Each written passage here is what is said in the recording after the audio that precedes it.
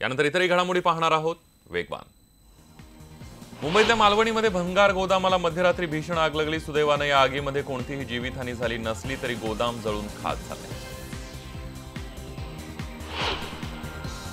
काँग्रेस आणि राष्ट्रवादीमध्ये आघाडीच्या चर्चेचं गुऱ्हाळ सुरू असतानाच डी.वाय. पाटील यांनी राष्ट्रवादीमध्ये प्रवेश केल्यानं काँग्रेस नेत्यांनी तीव्र नाराजी व्यक्त केली आहे। पुण्यामध्ये राष्ट्रवादीचे प्रवक्ते अंकुश काकडे यांच्या उपस्थितीत डी.वाय. पाटील यांनी राष्ट्रवादीमध्ये प्रवेश केला। केंद्र सरकारने यावर्षी शाळेचा अभ्यासक्रम 10% कमी करण्याचे आदेश दिले आहेत। केंद्रीय मनुष्यबळ विकास मंत्री प्रकाश जावडेकर यांनी पुण्यामध्ये ही माहिती दिली आहे। आपल्या बेधडक वक्तव्यासाठी ओळखले जाणारे केंद्रीय मंत्री नितीन गडकरी यांनी सिंचन योजनेवर टीका करताना जीभ घसरली असं म्हणावं लागेल। एक वेळ तृतीयपंथीयांना मुलं होतील मात्र टेंभू सिंचन योजना पूर्ण होणार नाही अशा आशयाचं विधान त्यांनी केलंय। नेतृत्वानं पराभवाची जबाबदारी स्वीकारली पाहिजे हे गडकरींचं वक्तव्य भाजपचा 3 राज्यातल्या मोठ्या पराभवाला उद्देशून होतं अशी चर्चा सुरू झाली। मात्र मोदी हेच आमचे नेते आहेत, त्यांच्या नेतृत्वाखाली निवडणूक लढवू आणि जिंकू असा विश्वास त्यांनी पुण्यातल्या पत्रकार परिषदेमध्ये व्यक्त केलाय। साताऱ्यामधील कार्यक्रमामध्ये राष्ट्रवादीचे खासदार उदयनराजेंनी गडकरींचं तोंड भरून कौतुक केलं। जनता केलेल्या कामाची नक्की पोचपावती देईल असं उदयनराजेंनी म्हटलंय। युवासेना प्रमुख आदित्य ठाकरे यांच्या हस्ते औरंगाबाद शहर बस सेवेचा लोकार्पण सोहळा पार पडला। मात्र औरंगाबाद महापालिकेमध्ये सत्तेत एकत्र असतानाही शिवसेनेने या कार्यक्रमापासून मुख्यमंत्री देवेंद्र फडणवीस आणि स्थानिक भाजप नेत्यांना दूर ठेवलं। आमदार इम्तियाज जलील यांनी युवासेना प्रमुख आदित्य ठाकरेंना पत्र लिहून खुलं आव्हान दिलेलं आहे। औरंगाबाद शहरातील मूलभूत सोयी सुविधांचा बोजबारा उडाला असून त्याला शिवसेनाच जबाबदार असल्याचा आरोप आमदार इम्तियाज जलील यांनी केलाय।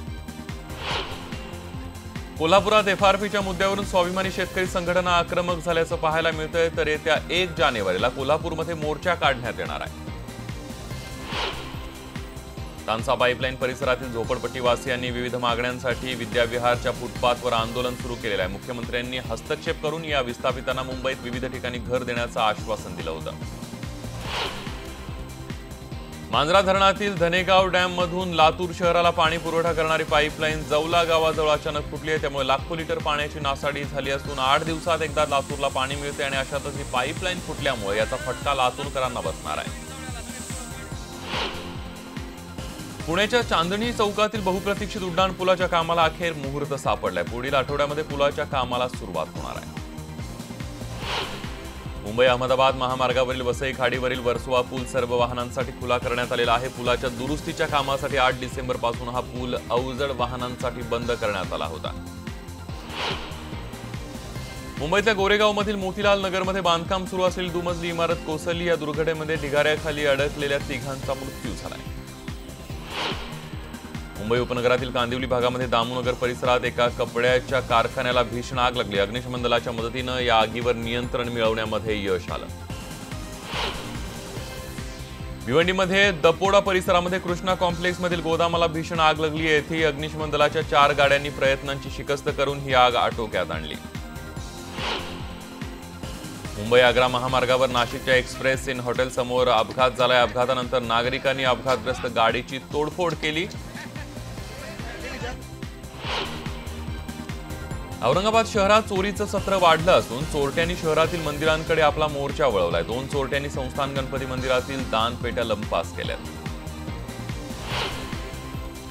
मुंबईचे माजी महापौर आणि ज्येष्ठ समाजसेवक नाना चुडासामा यांचं काल निधन झालंय। वयाच्या 86व्या वर्षी मुंबईतल्या चर्चगेट राहत्या घरी त्यांनी अखेरचा श्वास घेतला। पुण्यात 18व्या साहित्यिक कलावंत संमेलनाचं उद्घाटन करण्यात आलं। यावेळी सुप्रिया सुळेंनी विविध विषयांवर भाष्य केलं।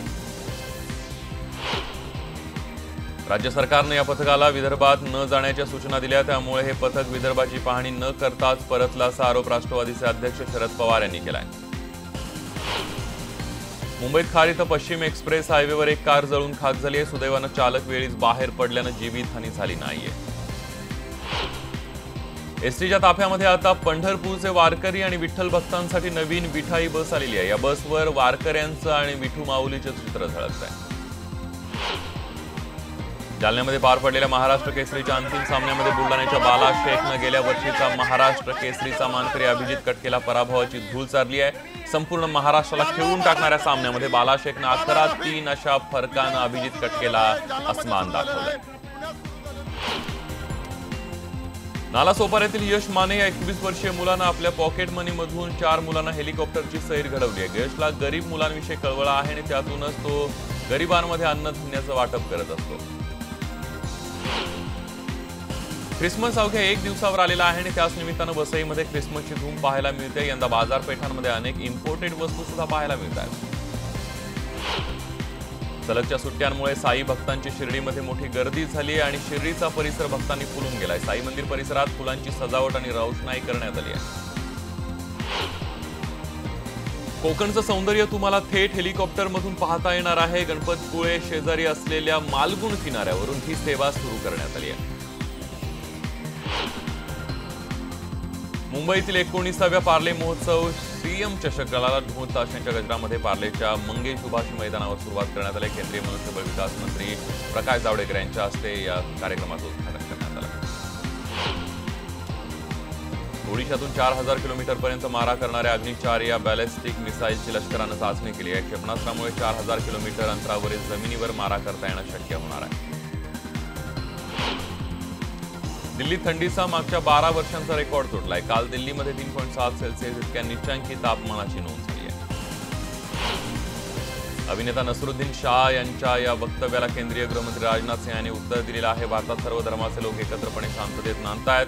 भारतात जेवढी सहिष्णुता आहे तेवढी जगाच्या पाठीवर इतर कोणत्याच देशात नसल्याचं राजनाथ सिंह यांनी सांगितलंय.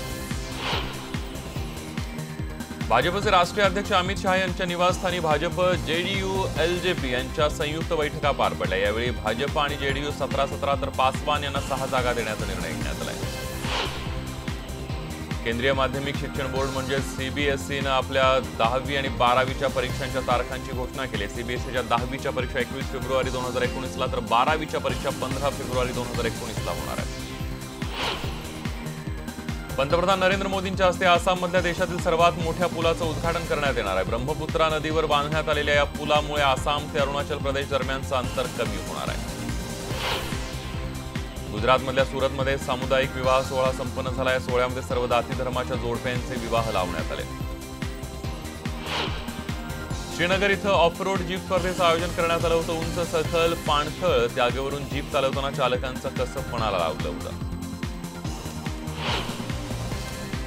राजस्थानची राजधानी जयपूर इथं ज्वेलरी शोचं आयोजन करण्यात आलेलं होतं आणि या शोमध्ये सोन्या चांदीचे अप्रतिम दागिने पाहण्याची संधी नागरिकांना मिळाली.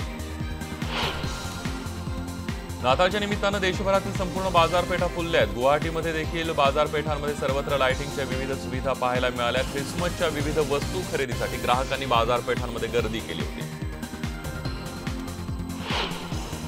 इंडोनेशियामध्ये ज्वालामुखीच्या उद्रेकानंतर उसळलेल्या त्सुनामीमध्ये आतापर्यंत 222 जणांचा मृत्यू झालाय तर 600 लोक जखमी झाले तसंच 20 लोक बेपत्ता असल्याचं कळतंय.